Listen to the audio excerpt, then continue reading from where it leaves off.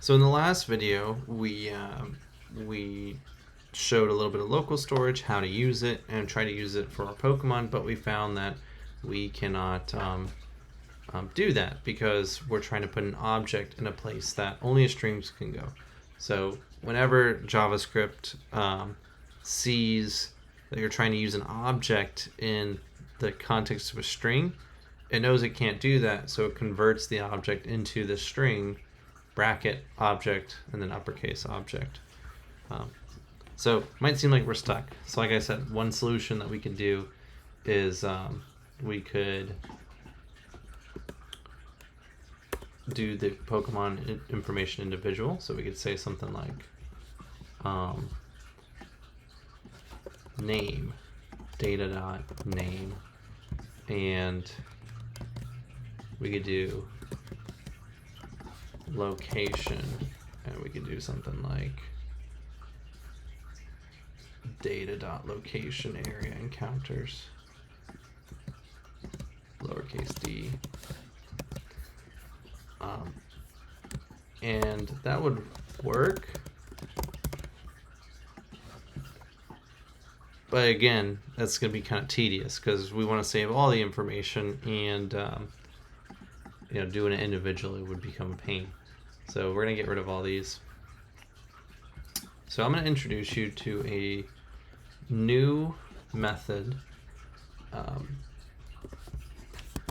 We can take objects or arrays, and both of those are types of JSON. So it's complex data in the form of JSON, JavaScript object notation, which we've seen in APIs. And we can take JSON and stringify it. So turn that object into a literal string representing that object. So if I do local storage dot set item, we're going to do Pokemon. What I can do is I can call JSON. So this is a little interface that's been given to us by the browser. Dot stringify and plug in the data. And so you can see this documentation here. A JavaScript value, usually an object or array, to be converted. Converts a JavaScript value to a JSON string. Okay, so it's going to turn that whole value into a string. So if we go ahead and run this, we hit search. Now you can see here that we're getting all that data that we were actually getting from the API call. And it's funny because the local storage API is actually smart enough to recognize this as an object and show you what's in there, but it cannot actually put a literal object in there. And so you might be thinking, well, why, Michael? Why can't I? Why don't they just make this so that we can put objects and arrays in there? The reason being is that you could potentially store not just objects and arrays. If you could put any sort of JavaScript you want, you could put functions. You could put nefarious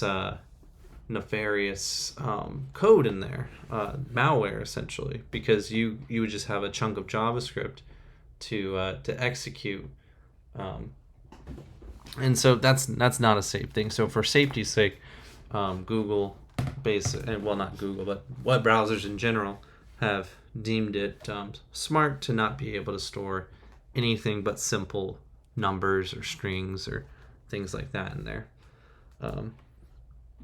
So now that we've seen that we can put data in there, what I'm going to do is I'm just going to do some space here, make a comment.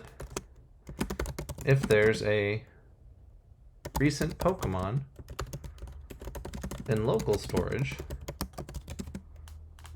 render them. And so how do we do that? Well, I'm going to make a variable called most recent Pokemon. And I'm going to set it equal to local storage dot get item Pokemon. So basically, if this Pokemon exists, so if it's truthy, remember if it doesn't exist, this will return null. So if it does exist, I just want to call render Pokemon on that most recent Pokemon.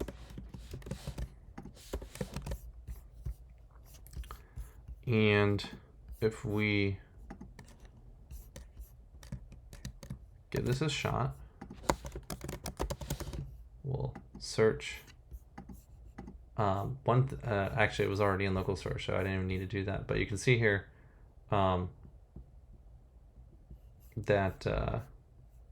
I'm just breaking this thing entirely. Refresh page, main JavaScript, line 26.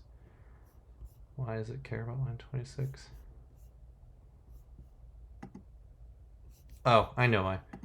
Because it's recognizing this. It's saying, hey, I see this, and I'm calling this, but in calling it, this code is erroring out, line 26 here. That's why it's all the way down here, because Pokemon data at this point is not an object. It is a string. This is the string that's being console logged here. So there's one more step. We save the data as a string, but when it comes out, we want to parse it. So we can use the json.parse method to take this data in and convert it back to an object. Okay. So those are the two pieces when you want to put and store complex objects in your local storage. You need to stringify it to put it in there, and then you'll want to json.parse it to convert it back into an object. And so now, if we run this, this is our most recent Pokemon. That's who we just searched. So if we try another one, and I refresh the page, close it, and then I open it back up. Let's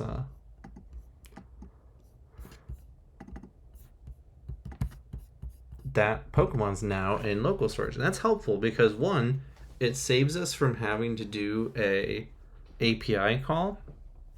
So that's faster. It makes our page faster. We're kind of basically doing a simple form of caching. We're holding on to data that might be useful to the user. And two, we're updating it whenever we want. So that's pretty cool. So that's all I've got for this lecture. In the next lecture, we will just briefly mention session storage. Thank you for watching.